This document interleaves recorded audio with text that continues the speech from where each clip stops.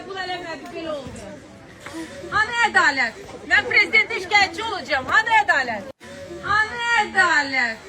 Mən prezidentə şikayətçi olacağım. Hani ədalət? Salam millət.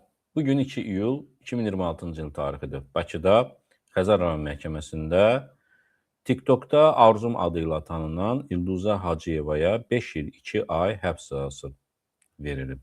Yaxınları bu qərara etiraz edir və deyir ki, hanı ədalət, prezidentə şikayət edəcəklər. Mən əslində bu məsələyə toxunmazdım, əhəmiyyətli hesab etməzdim.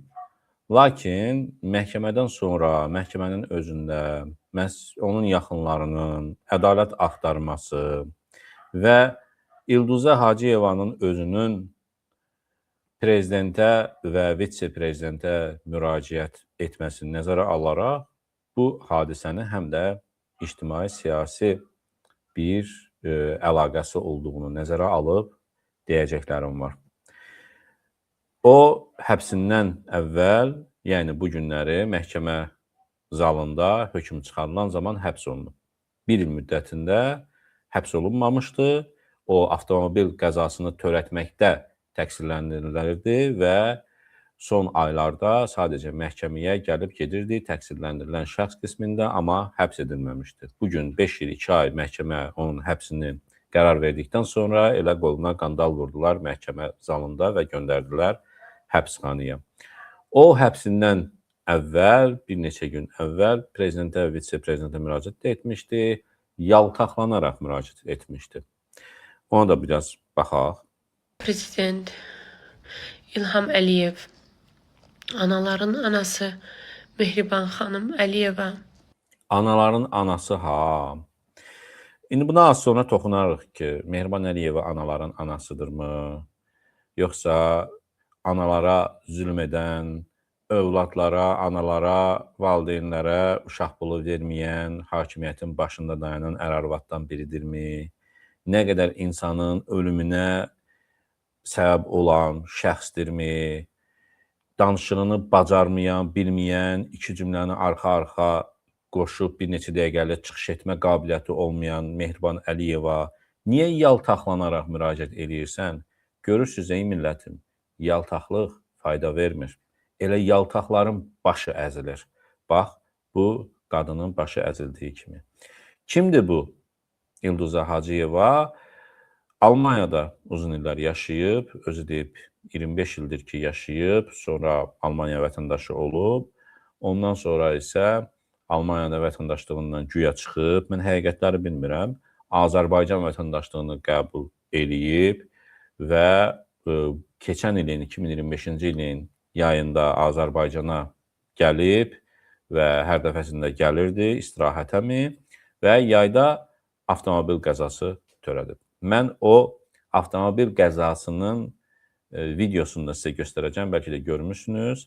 Amma orada bəzi detallara birgə toxunaq. Təbii ki, mən bugün Xəzər rayon məhkəməsinin çıxardığı qərarın tam ədalətli olub-olmaması barədə bir fikir deyə bilmərəm.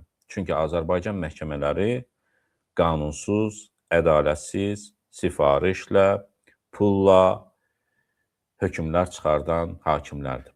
Və çox insanı şərləyib həbsə atır, neçə-neçə ananı gözü yaşlı, neçə-neçə övladı gözü yaşlı qoyur və hətta həbsxanada insanların ölmələrinə də səbəb olur. Ona görə də mən bilmirəm ki, onun barəsində çıxarılan qərar doğrudur, yanlışdır, ədalətlidir, ədalətsizdir. Amma öz fikirlərimizi həmən videoya baxıb, yol qəzasının baş verdiyi videosuna baxıb, fikirlərimizi yürütmək olar. Dəyərli dostlar, gəlin bir balaca bu videonun davamına baxaq, ondan sonra söhbətimizi davam etdirək. Cənab Prezident İlham Əliyev, anaların anası Mehriban xanım Əliyeva. Mən bir ana olaraq sizə müraciət edirəm. Çünki çox çarəsizəm. Mən 25 ildə Almaniyada yaşayıram. Alman vətəndaşı idim. 4 evladım var. Almanla ailə qurmuşam. Almanyada 25 ildir orada yaşayıram. 2014-də mən vətənimi o qədər sevirəm ki, 2014-də gəldim, Alman vətəndaşlığından çıxdım. Azərbaycan vətəndaşlığımı qəbul elədim. Amma indi elə bir işə düşmüşəm ki, içindən çıxa bilmirəm. Evlatlarımdan ayrı qalmışam 6 aydır. Mənim bir evlatlarımdan ayrı qalmışam. 4 evladım var. 16, 13, 2 dənə də 5 yaşlı. Oğlum autizm xəstəsidir, 3-cü dərəcə. Mənim məhkəməm qanunsuz keçir. Mənim məhkəməmə baxılmır. Məni burada təqsirlənən şəxs görürlər. Mən burada sizə videonu təqdim eləyəcəyəm. Heç bir vəsaitlərim qəbul olunmur.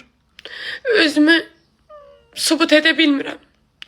Hansı vəsait ki qoyuram, heç bir işimə baxılmır. Mənə prokuror 5 ildən 9 aya qədər istəyib. Mən sizə səslənirəm. Mənim 4 evladım, 4'ü də mənim himayəmdədir. Mənim atasları ilə zaks heç vaxt olmayıb. Uşaqlarım qalıb belə. Mənim səsimə səs verin. Bilmirəm. Sadəcə ədalət istəyirəm. Ədalətli qərar verilsin. Başqa heç bir şey istəmirəm. Mənim işimə baxılsın, ciddi baxılsın. Haqqımı tələb eləyə bilim. Çünki mənim heç bir vəsaitim qəbul olunmur. Suçsuzluğumu sübut edə bilmirəm. Çox xahiş edirəm. Mənim uşaqlarım anasız qalmasın. 6 aydır evlatlarımı, oğlumun müalicəsi 6 aydır qalıb. Oğlumu müalicə eləyə bilmirəm. Atası hərbidədir. Həftədə bir dəfə evə gəlir. Sizdən xahiş edirəm. Mənim işimi nəzarətə götürün. Başqa heç bir şey istəmirəm. Təşəkkür edirəm. Səsimə səs verin. Yol qəzasının baş vermə görüntülərini indi bu kameraya necə düşüb o qədərini görəcəksiniz və fikir də yürüdə bilərik. Mən kriminalist deyiləm və kim burada haqlıdır, haqsızdır və tam orada hər şey tam da aydın görsənmir, amma səthi görmək və fikir yürütmək mümkündür. Buna keçmədən öncə bir daha istədim ki, bu ədalət söhbətinə qayıdaq. Onun yaxınları ədalət axtarırdı məhkəmənin həyətində. Hani ədalət? Mən prezidentə şikayətçi olacağım. Hani ədalət? Hani ədalət? Mən prezidentə şikayətçi olacağım. Hani ədalət? Dəyərli dostlar, həbs olunmamışdan öncəki günlərdə də bir-iki video çəkib həmin xanım və ağlayaraq, yalvararaq və deyib ki, bəs bu yol qəzasında ölən bir şəxsin yaxınları, atası, anası məndən $100.000 pul istəyib ki, mən o pulu verim və onlar da məni bağışlasın və mən də həbs olunmayım və bu da verməyibdir və deyirlər ki, ona görə də şikayətin üstündə dayanıb və həbs olunubdur. Və ədalət. Gəlin videonu birgə izləyək.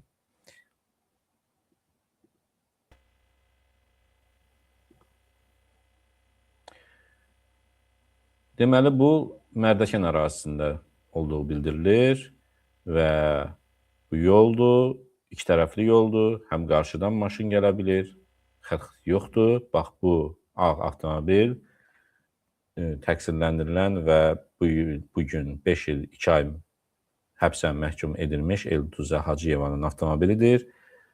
Sola dönmə əməliyyatı həyata keçirmək istəyib. Sola dönərkən bildirir ki, o siqnal işığını yandırır, sola dönmə siqnal işığını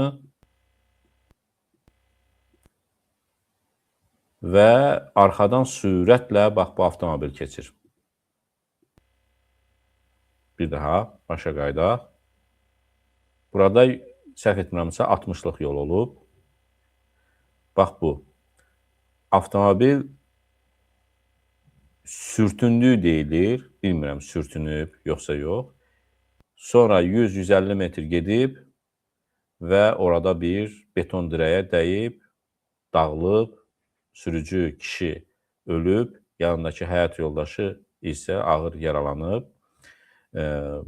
Şərhlərdə özünüz yazın. Bax, düzdür, biz detallarını bilmirik, amma burada bu qadın günahkardırmı, yoxsa yox? Bildirilir ki, o hadisə yerindən qaçıb gedib sonra. Yəni, burada özünü təqsirli bilməyib. Bilmirəm, xəbəri olubmu ki, orada qəza baş verib, adam ölüb, o avtomobilə yaxınlaşıb, yoxsa yaxınlaşıb sonra çıxıb gedib. Amma bildirilir ki, burada bu qəza 100-150 metr avtomobil aşanda bu sonra çıxıb gedib. Yəni, özü orada qalmayıb və bu da ikinci maddə olaraq onun əleyhində təqsirləndirilən şəxs kimi qoyulub və bu da işi biraz ağırlaşdırıb. Ən sonuncu keçən ay prokuror ona 5 il 9 ay həbs cəzası istəmişdi. İndi hakim ona 5 il 2 ay həbs cəzası verdi. Və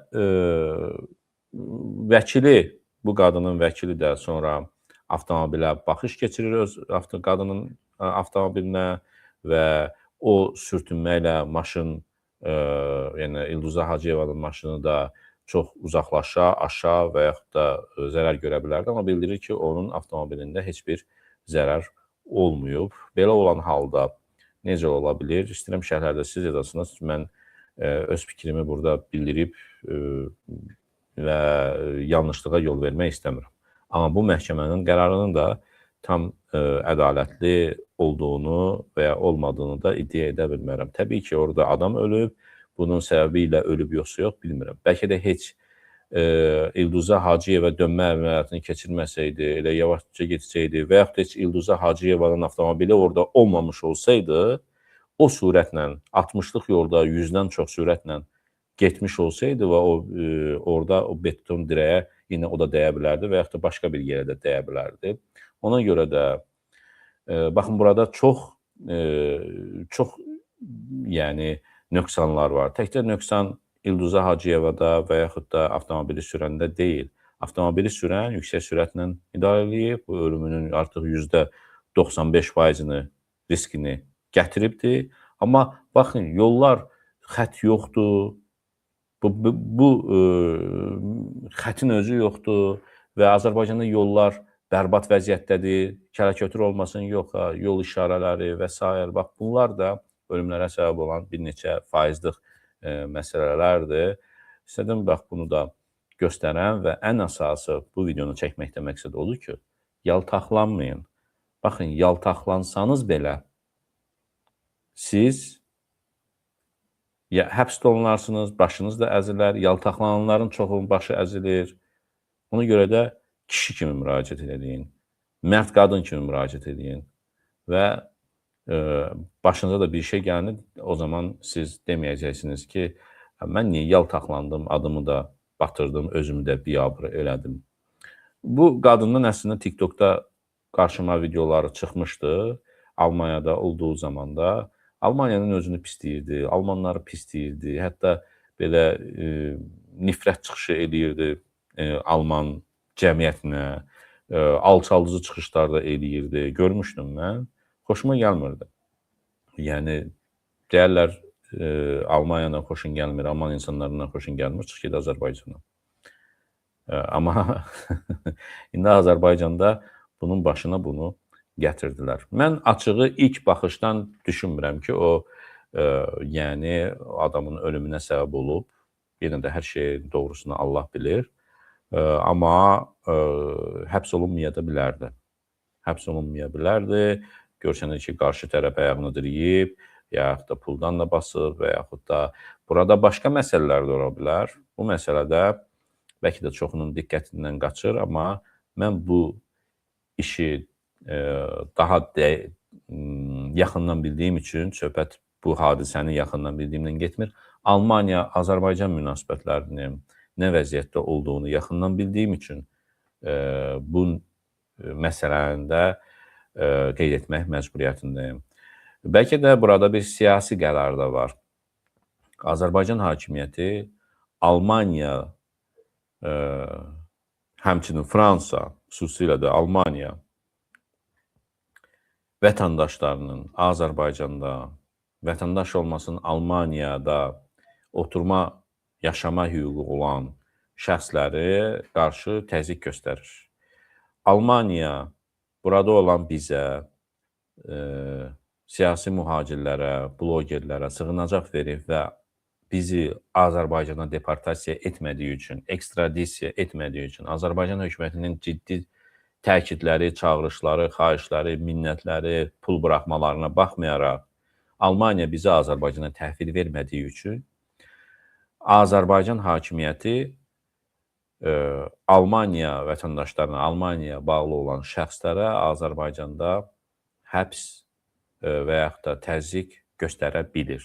Demirəm ki, həmişə elə edir bütün Alman vətəndaşlarının, yox, sadəcə bir nöqsanını tapırlarsa buraxmırlar. Məsələn, keçən il yox, ondan əvvəlki il Almaniyanın vətəndaşlığını yenicə qəbul etmiş bir Azərbaycan vətəndaşı gənci və o gənc Bakıya getmişdi artıq Alman vətəndaşı olaraq öz nişanlısı ilə evlənməyə uzun illərdən sonra. Əvvəllər siyasi mühacir olmuşdu və Azərbaycan hakimiyyəti, Dövlət Təhlükəsizlik Xidməti onu tutdu. İndi adını, familiyasını xatırlamıram, amma bu haqda biz danışmışıq. Burada hətta Almaniya bir şəhərinin futbol komandasında futbolçu kimi də çıxış edirdi. Həmçinin bir xəstəxanada həkim köməkçisi mi, ya tibb qardaşı kimi çalışırdı. Onu həbs etdi, indi Azərbaycanda həbsxanadadır. Dedi güya, o Azərbaycanda nə bilim, hakimiyyəti dəyişmək istəyib, heç adamın siyasətdən başı da çıxmırdı, uzaq adam idi, sadəcə bir tədbirdə iştirak eləmişdi və ondan tutub demişdilər ki, sənin filan kəsdən yaxınlığın var, hansısa bilmirəm kimdənsə. Onu tutmuşdular və bunu Almaniya təzyiq kimi istifadə edir Azərbaycan hakimiyyəti. İndi mən istisna etmirəm ki, burada da bir siyasi bir qərar da var. Azərbaycan hakimiyyəti Almaniyaya bağlı olan və xüsusilə bu qadının əri Almaniyada, Almaniya ordusunda xidmət göstərən bir hərbi qulluqçudur. Və bu məsələdə də diqqət yetirmək lazımdır. Başqa nə söhbətlər olub, bəlkə Azərbaycan hakimiyyəti bu qadını, onun ərini cəsusluğa da cəlb etmə söhbətləri olub aralarında. İndi bunu açıq danışa bilmir bu qadın. Bəlkə belə təkliflər də olub ona və qadını, əri bundan imtina eləyib, ola bilər. Mən bunları iddia etmirəm, amma bunların hamısı nəzərdən keçirilməli məsələlərdir və mən istədim ki, bunu qeyd edəm. Dəyərli dostlar, hələlik bu qədər. Ədalət axtararkən belə yaltaqlıq etməyin.